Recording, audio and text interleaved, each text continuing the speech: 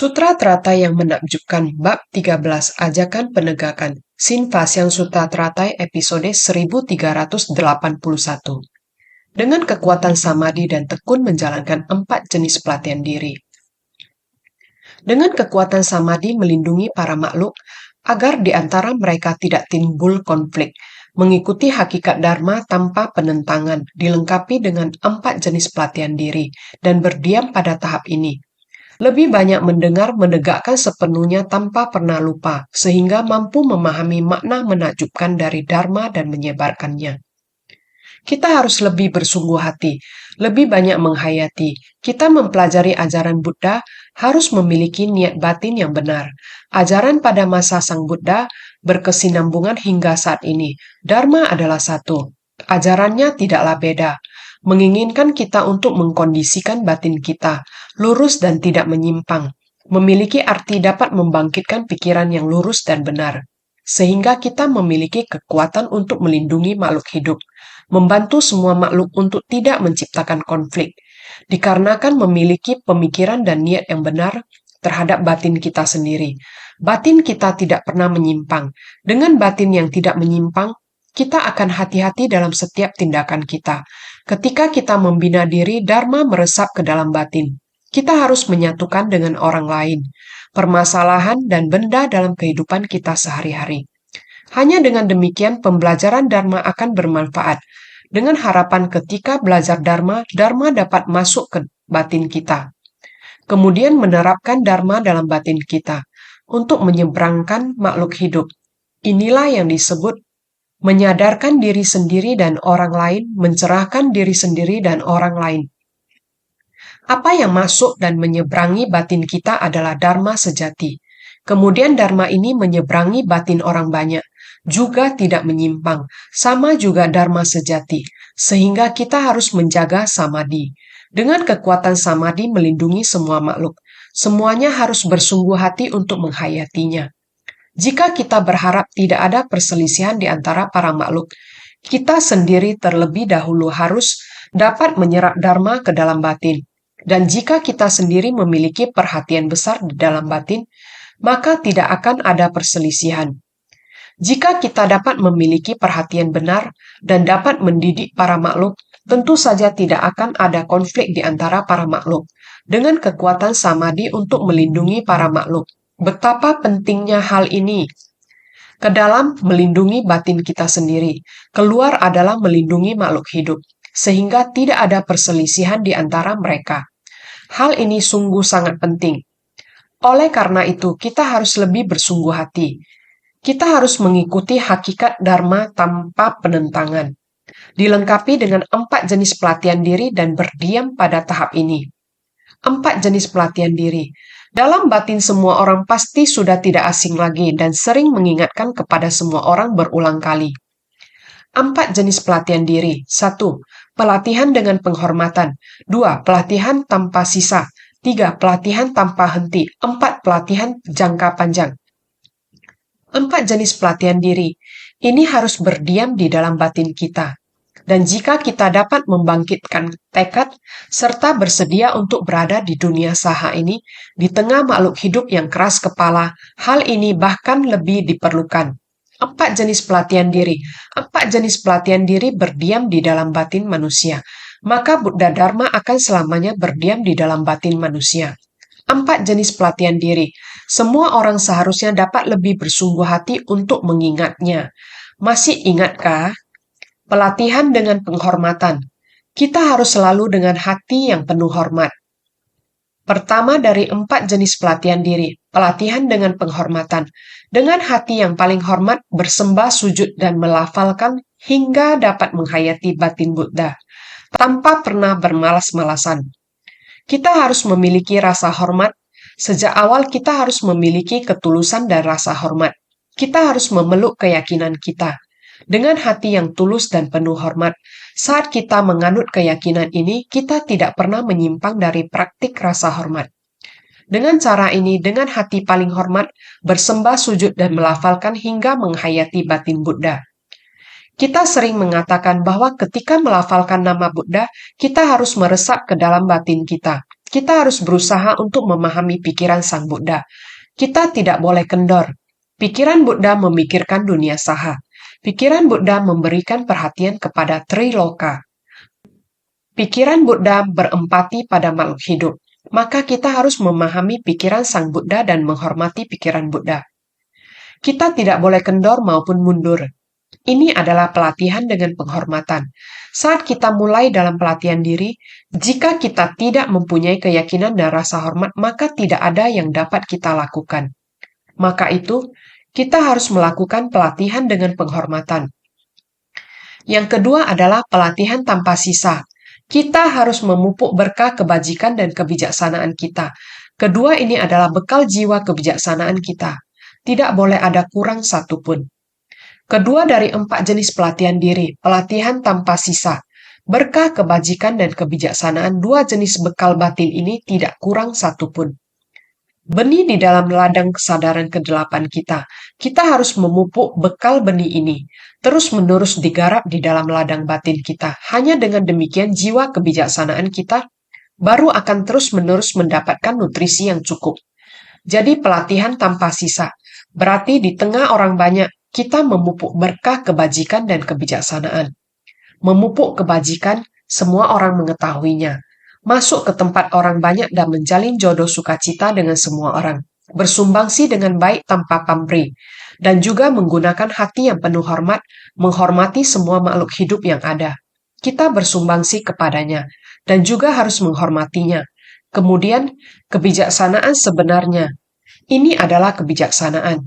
Kekosongan dari 3 aspek dalam berdana. Melupakan apa yang telah kamu berikan kepadanya. Melupakan dia yang pernah kita beri pertolongan. Melupakan diri kita yang pernah menolongnya. Semua ini tidak disimpan dalam hati. Hanya berterima kasih, bersukacita. Ada begitu banyak orang yang bersatu tenaga datang membantu orang-orang itu. Sebenarnya kita telah memberikan berapa banyak barang kepada mereka. Semua orang sudah tidak mengingatnya dan tidak ada kemelekatan. Bersama kita menghormatinya, ini berarti kita bersungguh hati untuk bersumbangsi. Seperti ini saling berterima kasih. Berterima kasih kepada semua orang yang telah bersatu hati. Semua ini adalah kedua jenis bekal, yakni memupuk berkah kebajikan dan kebijaksanaan. Harus senantiasa berterima kasih. Bekal ini tidak boleh kurang satupun.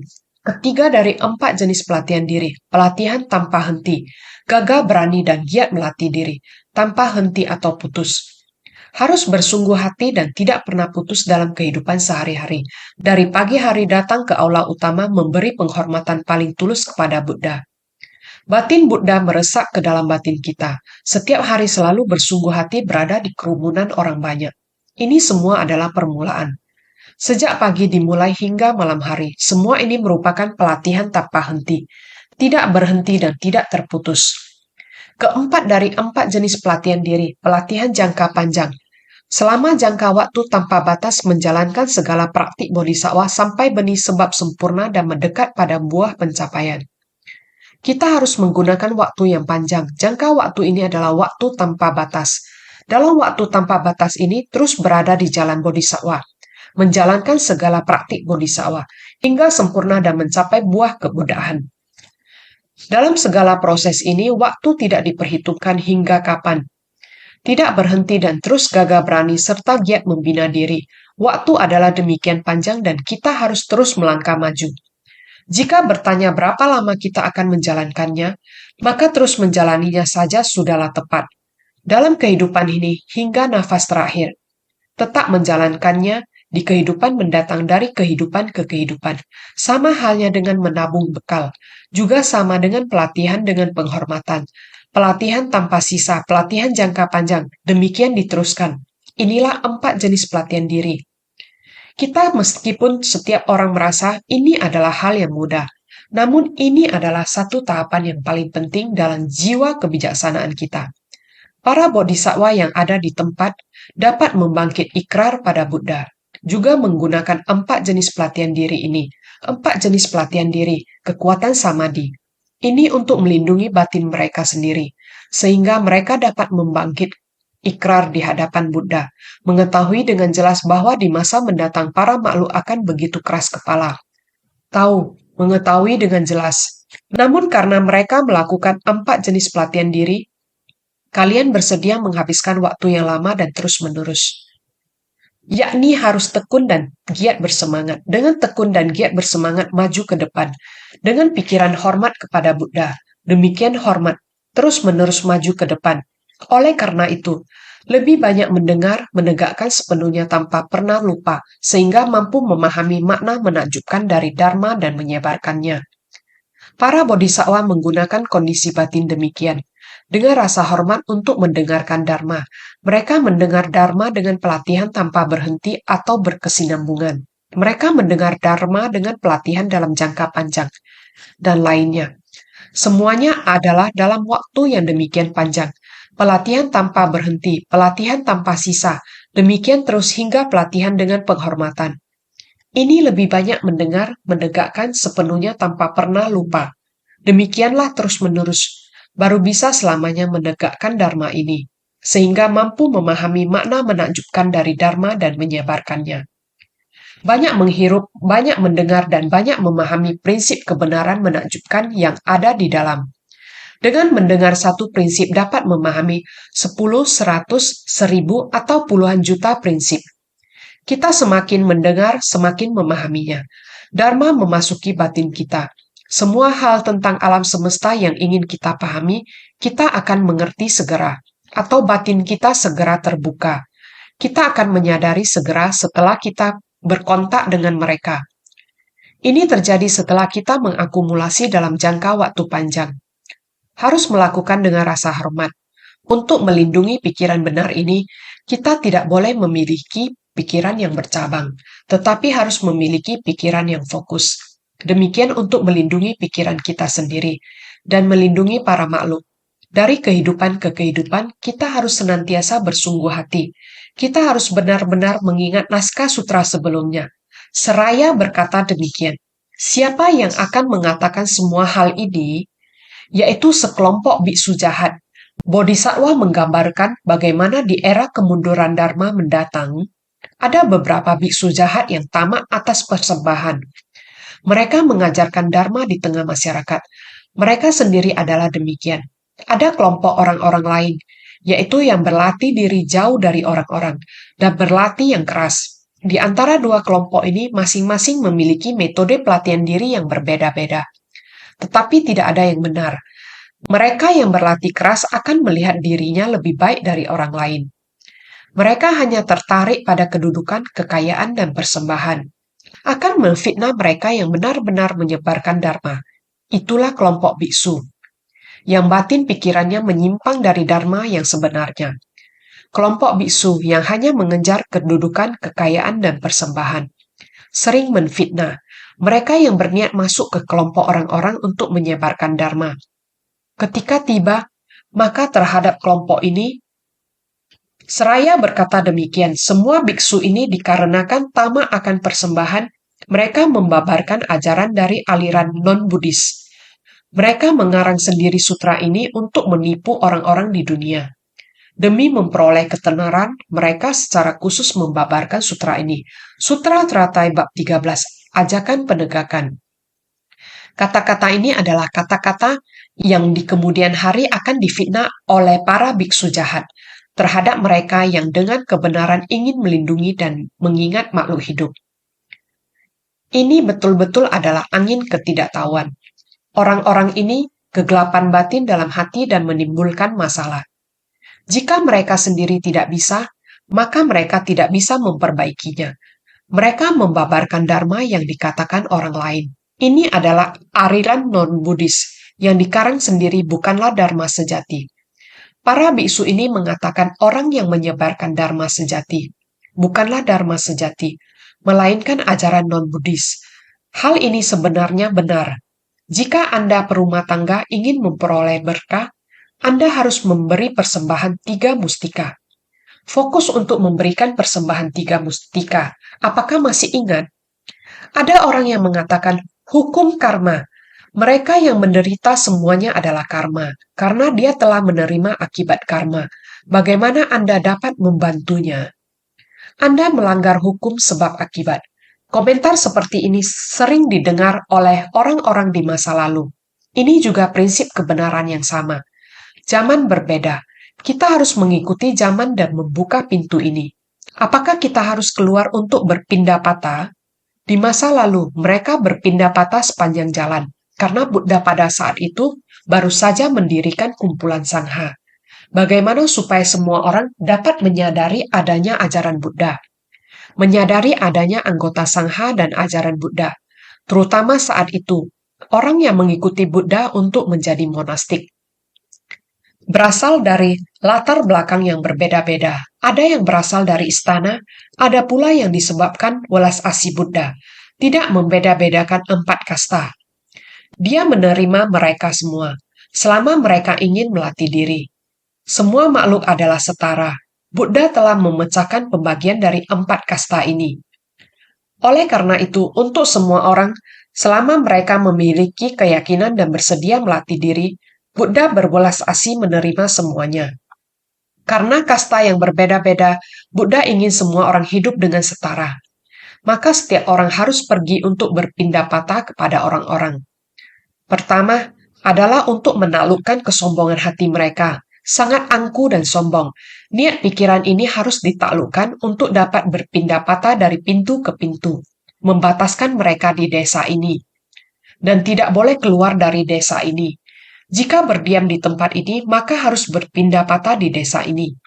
Di kota kecil atau desa kecil ini, monastik dialokasikan di tempat ini.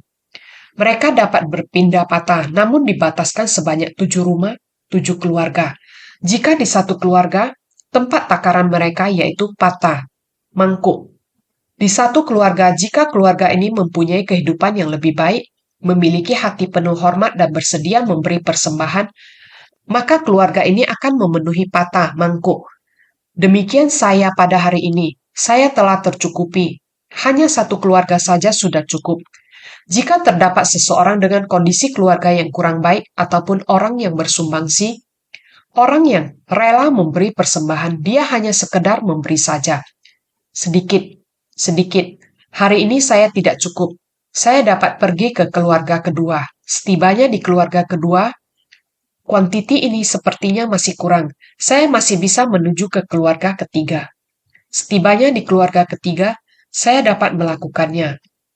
Cukup sampai di sini saja. Jika merasa kuantiti masih kurang, saya masih bisa menjalin jodoh hingga keluarga ketujuh. Jika 7 keluarga masih belum cukup, saya sudah mencapai batasnya. Saya sudah tidak dapat menuju ke keluarga ke-8. Ini di era Sang Buddha terdapat sistem yang demikian. Harus menundukkan hati yang arogan. Menetapkan aturan dan sila. Dalam hal ini jangan berserakah. Dia mengontrol keakuan saya. Juga dapat mengontrol keserakahan Anda.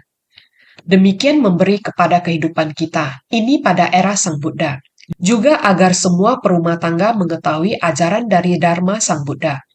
Harus ada para sangha di dunia, mendengarkan pembabaran Dharma dari Sang Buddha. Pada masa itu, Sang Buddha juga menggalakkan pahala dengan memberikan persembahan 3 mestika. Berupa mestika Buddha, mestika Dharma, mestika Sangha. Dalam hal ini dunia dapat mewariskan metode terampil yang dapat menghapus penderitaan para makhluk. Maka inilah mestika. Dharma datang dari hati Buddha dan dari mulut Buddha melalui anggota Sangha. Anggota Sangha harus terus mewariskan Dharma ini di masa mendatang. Jadi dunia akan dipenuhi ajaran Buddha. Jika anggota Sangha pergi ke rumah seseorang, ada batin orang memiliki kerisauan. Mereka juga bisa bertanya. Dia juga bisa menjawabnya. Inilah cara mewariskan Dharma. Ketika meminta sedekah, pemberi dana memberi materi persembahan. Dan para biksu dapat memberi persembahan Dharma. Saling bersumbangsi. Ini juga disebut jalinan jodoh. Untuk membimbing dan mengajar para makhluk, demikian juga merupakan semacam menyebarkan Dharma. Inilah masa Sang Buddha berada di dunia. Zaman sudah berbeda. Ajaran Buddha harus mengikuti perkembangan zaman, seperti zaman kita sekarang ini. Bukankah kita sendiri berubah seiring dengan zaman sekarang? Perubahan terbesarnya adalah metode yang digunakan untuk menyebar Dharma, adanya teknologi demikian. Teknologi memungkinkan saya untuk berbicara di sini. lalu mengirimkan suara ke komputasi awan. Ketika suara itu turun dari komputasi awan, dapat menyebarkan ke seluruh dunia, di negara manapun orang berada. Selama kata sandi tersebut terbuka, suara sekarang ini dan gambar saat ini akan muncul di tempat mereka berada. Inilah cara hidup sekarang ini, adalah di zaman sekarang ini. Ajaran Buddha juga harus disebarkan sesuai perkembangan zaman. Setiap orang dapat menyebarkan dharma. Kemajuan zaman ini juga disebabkan orang-orang menuju ke arah kemajuan. Maka harus mengikuti perkembangan zaman. Kehidupan masa lalu. Di dapur perlu kayu bakar. Menarik jerami. Harus menimba air. Juga harus menumbuk padi. Seperti kehidupan di hutan zaman dulu. Sekarang sudah tidak perlu. Mengapa sekarang masih perlu membelah kayu? Bahkan pohon saja tidak bisa ditebang. Lalu bagaimana bisa membelah kayu? Tidak perlu membelah kayu lagi. Oleh karena itu, sekarang setiap rumah menggunakan gas di dapur besar. Bukankah kita membakar sekam padi? Dulu bukankah kita membakar kayu? Sekarang tidak perlu lagi. Dulu perlu menimba air, sekarang tidak perlu lagi. Keran air sudah dipasang di panci. Tangan sekali putar, air sudah mengalir keluar. Ini adalah kehidupan saat ini. Ini adalah kemajuan zaman. Juga tidak bisa balik kembali. Kamu juga tidak bisa berhenti di sana. Oleh karena itu, tetap harus mengikuti perkembangan zaman. Namun tidak boleh tinggalkan dharma sejati. Dharma sejati ini tidak boleh bocor. Oleh karena itu tidak bocor. Jangan biarkan bocor. Tidak bocor. Jangan biarkan bocor. Oleh karena itu, kita masih tetap perlu menegakkan dharma, hendak menyebarkan dharma sejati. Namun bagi sebagian orang, tidak hanya zaman yang berubah. Bahkan konsep pemikiran mereka juga berubah. Oleh karena itu, di dalam hati tiada kejujuran. Penampilan luar mereka palsu, hanya namanya saja biksu. Sebenarnya hati tiada kejujuran. Tetapi melihat orang yang benar-benar ingin menyebarkan dharma, dia tidak memahami dharma. Mereka berpegang pada orang ini sedang menerima hukuman karma. Anda juga tidak perlu menolongnya lagi. Konsep pemikiran ini adalah salah, tapi mereka malah menggunakannya di tempat ini. Jadi melihat kembali ke belakang, mengatakan bahwa orang yang menyebarkan dharma sejati adalah sesat. Mengatakan bahwa mereka adalah orang yang menipu dunia. Ini yang dikatakan para bodhisattva ini kepada Buddha. Di masa mendatang orang-orang ini, kami hendak menyebarkan dharma sejati. Mereka juga akan menfitnah kami. Kata-kata fitnahannya adalah demikian. Yaitu, seraya berkata demikian, semua biksuni ini adalah mengatakan semua biksu ini, semuanya adalah dikarenakan tamak akan persembahan, jadi mereka membabarkan ajaran dari aliran non-Buddhis. Sebenarnya dia sendiri tidak memahami, mengatakan ini adalah ajaran dari aliran non-Buddhis. Mengatakan sutra ajaran kendaraan besar Mahayana ini, mereka mengatakan bahwa orang-orang ini mengarang sendiri sutra ini untuk menipu orang-orang di dunia. Jadi orang-orang ini karena demi memperoleh ketenaran, mereka sendiri demi memperoleh ketenaran mengatakan orang lain seperti ini. Kitab sutra yang berbagai jenis dan berbeda-beda ini, mereka semua tidak percaya. Bukan hanya tidak percaya, masih juga ingin menfitnah. Naskah sutra selanjutnya mengatakan, selalu di tengah-tengah orang banyak ingin menfitnah kami sekalian, di hadapan para raja, para menteri, dan para brahmana, para perumah tangga, serta para biksu lainnya, memfitnah kami dengan mengatakan kalau kami jahat. Adalah orang-orang berpandangan sesat yang membabarkan ajaran dari aliran non-Buddhis. Sutra Teratai Bab 13, Ajakan Penegakan. Orang-orang seperti ini seringkali berada di tengah-tengah masyarakat. Memfitnah kami sekalian, memfitnah kami semua yang bersungguh hati. Orang-orang yang sangat bersungguh hati ingin menyebarkan dharma. Mereka menggunakan segala cara untuk memfitnah kami sekalian. Bahkan kepada raja, kepada para menteri, pada orang awam dan sebagainya. Mereka datang untuk memfitnah dan mengatakan bahwa kami semua adalah orang jahat. Mengatakan bahwa kami semua adalah orang yang berpandangan sesat, yang mengajarkan ajaran-ajaran sesat. Inilah para biksu jahat tersebut terhadap orang yang bersungguh hati menyebarkan dharma. Beginilah menggunakan cara demikian untuk memfitnah. Jadi dikatakan selalu di tengah-tengah orang banyak ingin memfitnah kami sekalian. Hanya karena ingin memfitnah kami sekalian, mereka mengatakan banyak hal. Oleh sebab itu, kita harus sangat bersungguh hati. Jadi sutra berikutnya menjelaskan tentang kata-kata fitnah dari orang jahat yang dipakai oleh orang-orang jahat ini untuk mencemarkan dharma sejati, seperti yang telah dijelaskan sebelumnya. Selalu di tengah-tengah orang banyak ingin memfitnah kami sekalian. Ini menyebutkan kata-kata fitnah dari orang jahat. Selalu di hadapan orang banyak ingin merusak nama baik dan mengkritik kami sekalian.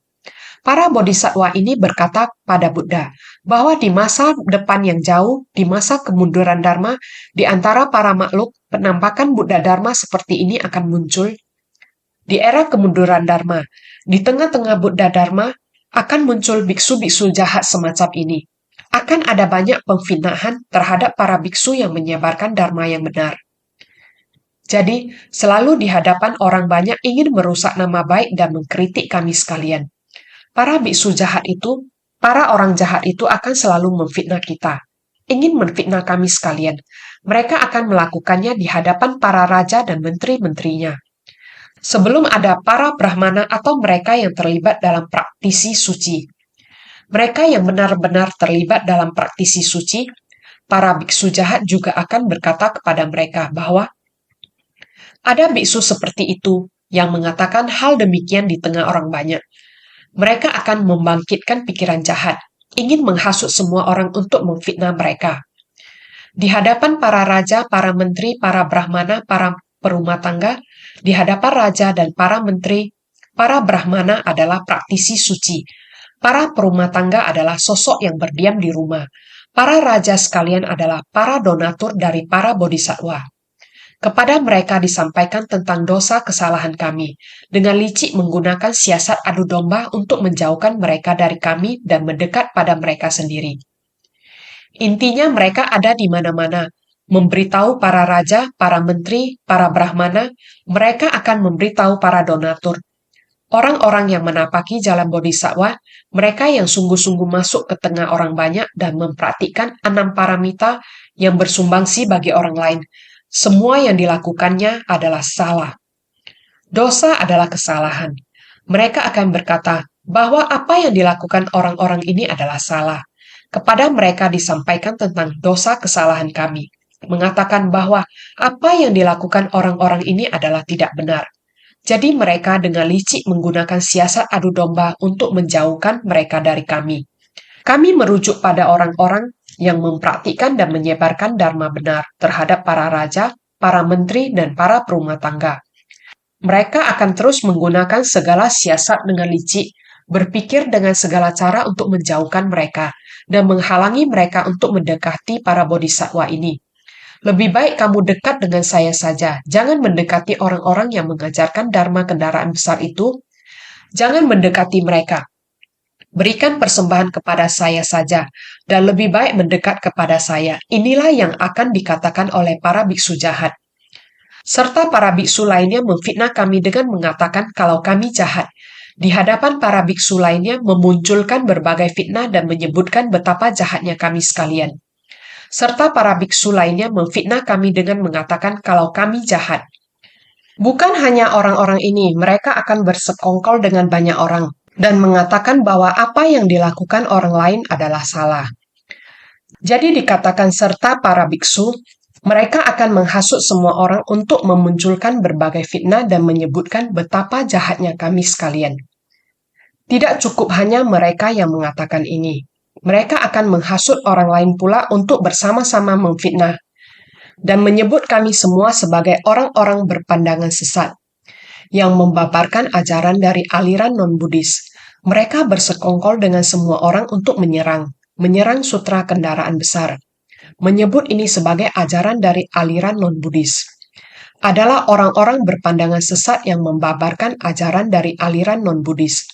Orang-orang jahat ini tidak punya kebijaksanaan, tidak paham akan makna sutra, sehingga mengatakan kalau mereka yang menegakkan sutra ini adalah orang yang memiliki pandangan sesat dan membabarkan ajaran dari aliran non-Buddhis. Karena orang-orang jahat itu, biksu-biksu jahat itu, mereka sendiri tidak paham akan makna sutra, Dia tidak paham diri sendiri demi untuk mendapatkan persembahan, terus menfitnah. Mereka yang menegakkan sutra ini disebut pandangan sesat. Orang-orang yang mengajarkan dan membicarakan sutra kendaraan agung, dia memfitnah mereka dengan mengatakan mereka memiliki pandangan sesat seperti demikian. Merasa bahwa orang-orang dengan kitab sutra kendaraan agung adalah ajaran dari aliran non-Buddhis. Ini adalah hal yang sangat disesalkan. Adalah di masa yang akan datang, era kemunduran Dharma di masa yang akan datang. Di dalam aliran ajaran Buddhis juga akan menimbulkan hal demikian. Hati jahat semacam ini bukan yang sebenarnya. Hanya tamak akan ketenaran dan persembahan. Orang demikian di dalam ajaran Buddha. Jadi sang Buddha dari sebelum parinirwana sangat sedih. Ulat dalam tubuh singa yang menggerogoti daging singa itu. Artinya para praktisi ajaran Buddha sendiri yang nantinya akan merusak sangha. Memalsukan wujud dari ajaran Buddha untuk merusak struktur ajaran Buddha. Inilah ulat dalam tubuh singa. Ulat dari tubuh singa ini benar-benar sangat mengkhawatirkan. Era kemunduran Dharma. Ketika tiba masa kemunduran Dharma, selanjutnya naskah sutra ini mengatakan, dikarenakan kami sekalian menghormati Buddha, kami akan menahankan segala kejahatan ini. Untuk itu mereka akan berucap kata merendahkan. Engkau semua adalah Buddha. Semua kata-kata merendahkan ini akan kami tahankan. Sutra Teratai Bab 13 Ajakan Penegakan. Kita semua orang adalah demi untuk menghormati Buddha, kita menggunakan hati penuh hormat untuk menghormati hati Buddha. Inilah hal yang harus kita lakukan untuk jangka panjang. Jadi dikatakan 4 jenis pelatihan diri sangatlah penting. Karena kita semuanya menghormati Buddha, jadi kami seharusnya menahankannya demi Sang Buddha yang akan mewariskan jiwa kebijaksanaan di masa mendatang. Kami seharusnya menahankan segala kejahatan. Dikarenakan kami sekalian menghormati Buddha, kami akan menahankan segala kejahatan ini. Untuk ini mereka akan berucap kata merendahkan. Dikarenakan kami sekalian ingin menghormati dan menuruti Buddha, makanya mereka akan menghina dengan fitnah dan sindiran secara berhadapan muka. Kami dapat bersabar terhadap segala perbuatan jahat yang penuh kebandelan dan kerisauan. Maka mereka menggunakan segala macam ucapan bernada merendahkan. Meski begitu, kita semua mesti menahan dan bersabar. Karena kami semua menghormati dan menuruti Buddha. Sehingga segala macam fitnahan, dan ketika mereka menyindir kami secara langsung, menghina dan mengejek kami masih tetap sama. Kita mesti melatih mempraktikkan kesabaran dan bertahan secara sabar. Jadi kita mesti bersabar terhadap kerisauan yang timbul akibat orang lain telah melanggar prinsip kebenaran. Maka mereka bilang, engkau semua adalah Buddha. Mengatakan kalau engkau sekalian semuanya adalah Buddha. Engkau semua adalah Buddha.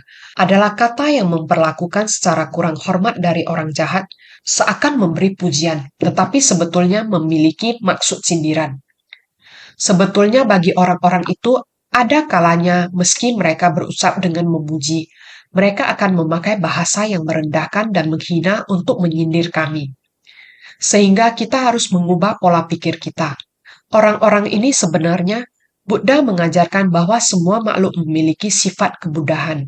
Hanya saja mereka kehilangan akan sifat hakiki mereka. Inilah alasan mengapa kita mesti menahan kesabaran atas pujian yang menyindir kita. Karena hendak menghormati dan menuruti Buddha, maka harus bersabar akan segala hal. Demi hendak menyebarkan Dharma juga mesti bersabar. Semua kata-kata merendahkan ini akan kami tahankan. Terhadap kata-kata merendahkan seperti ini, demi Dharma akan ditahankan dengan sabar. Segala kata-kata merendahkan ini akan kami tahankan. Semua ini harus ditahankan dengan sabar. Segala macam hinaan yang merendahkan, sikap yang tinggi hati, kesombongan. Sikap itu dan segala macam ucapan, apakah dari suara, mimik wajah, ini semua adalah demi Dharma. Kami semua mestinya menahan kesabaran. Tidak peduli wajah orang yang masam, suaranya tidak enak didengar atau diserang oleh banyak orang. Demi Buddha menghormati dan menuruti Buddha. Kita mesti mempraktikkan pelatihan tanpa sisa, pelatihan tanpa henti, pelatihan jangka panjang. Meski senantiasa ada dalam pikiran kita, dan terus berlatih demikian. Praktik berlatih menahankan penghinaan. Para bodhisattva seakan mendengar atau tidak mendengar, tetap diam dan tabah menerimanya. Sebab bagi manusia sempurna, 4 wujud adalah kosong. Benar dan salah adalah serupa. Adanya aku saja tidak tahu, mana ada lagi benar atau salah. Sehingga para bodhisattva kalau mendengar, seakan mendengar atau tidak mendengar, tetap diam dan tabah menerimanya. Langsung terdengar oleh saya, ataupun gosip yang bergulir. Saya harus tetap diam dan tabah menerimanya. Jangan menjawabnya, jangan meresponnya. Marah, biarkan dia marah. Jangan meresponnya. Inilah dimarahi tanpa membantah. Juga harus sabar. Setelah bersabar akan berlalu semuanya. Sebenarnya setelah melewati kesabaran, dunia akan terasa luas tak terhingga. Sehingga kita harus membina diri. 4 wujud dari manusia. Wujud keakuan, wujud manusia, wujud makhluk hidup, dan wujud usia panjang. Inilah kekosongan sejati. Begitu banyak Maha Prasna Paramita Sutra dipadatkan menjadi Sutra Intan. Kemudian dari Sutra Intan dipadatkan lagi yaitu adalah Sutra Hati. Bukankah semua segalanya adalah kosong? Tidak ada wujud keakuan, wujud manusia, wujud makhluk hidup, dan wujud usia panjang. 4 wujud ini segalanya adalah kosong. Kekosongan. Benar dan salah adalah serupa. Adanya aku saja tidak tahu. Yang benar, yang tidak benar. Apakah itu langsung memfitnah atau disebarkan dari jauh? Gosip ini juga sama. Tidak ada yang memarahi kita. Tidak ada saya yang lagi mendengar. Tidak ada perbedaan antara saya dan para makhluk. Juga tidak ada perbedaan tua muda. Semua tidak ada. Sehingga mana ada gosip lagi, tidak ada lagi. Sehingga ini bukan yang kita perhitungkan. Yang benar adalah batin kita tidak berhenti. Juga harus gagah berani giat bersemangat. Pada tengah orang banyak menciptakan perbuatan berpahala. Kita harus selamanya memupuk bekal kita. Bekal berkah kebajikan kita, kebijaksanaan. Kita harus membina diri. Waktu tidak banyak lagi. Kita berhitungan dengan awam. Berhitungan dengan manusia dan masalah. Dengan suara, rupa, wujud ini berhitungan. Bukankah ini menambah kerisauan? Sehingga kita tidak perlu menambah kerisauan. Kita benar-benar dengan kekuatan samadhi untuk melindungi batin kita. Dengan pengetahuan benar, pandangan benar untuk melindungi para makhluk, tidak menimbulkan perdebatan. Kita harus menuruti sifat dharma, tidak bertentangan dengan dharma sejati. Kita menggunakan 4 jenis pelatihan diri, berdiam di sifat hakiki kita, dalam batin kita, dalam kesadaran kita, datang dan pergi dengan leluasa dari kehidupan ke kehidupan selalu. 6 paramita dan segala praktiknya, mencapai benih sebab telah sempurna dan mendekat pada buah pencapaian, sampai tahap mencapai kebudahan. Ini tidak terputus. Kita harus senantiasa lebih bersungguh hati mendengar dharma,